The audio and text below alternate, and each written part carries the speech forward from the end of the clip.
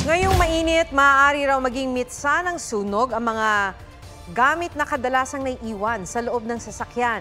Ang tip talk ng mga eksperto para maiwasan yan sa report ni Von Aquino.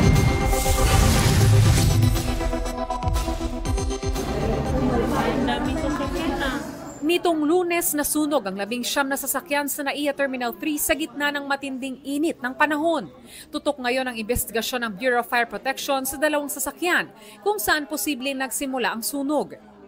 Imposible raw na bigla lang sumiklab ang apoy sa nakatambak na tuyong damo sa paligid. Pero alam nyo bang maaaring maging mitsa ng sunog sa nakaparadang sasakyan ang ilang bagay na madalas na naiiwan sa loob nito? Tulad na lang ng bote ng tubig na pwedeng pagsimula ng sunog kapag tinamaan ng araw at magmistulang magnifying lens.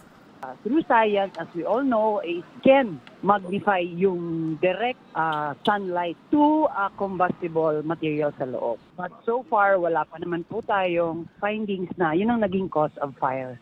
Pag uminit yan, sisingaw eh. Pag sumingaw yan, spark lang ang kailangan, pwede sumabog. Di rin daw dapat iniiwan sa loob ng sasakyan ang mga combustible at flammable materials tulad ng aerosol sprays, cigarette lighters at electronic gadgets tulad ng power bank.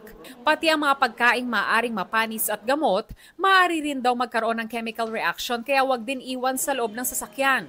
Para rin maiwasan ang sunog o pagsabog ng sasakyan, tiyaking walang fuel o oil leaks ang sasakyan.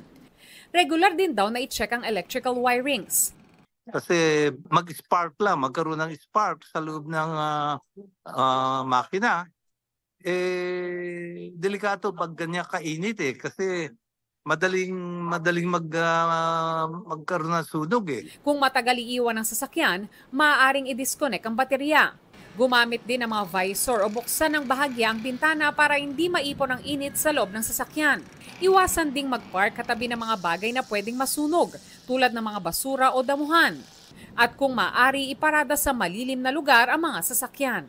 Von Aquino nagbabalita para sa GMA Integrated News. Huwag magpahuli sa mga balitang dapat ninyong malaman.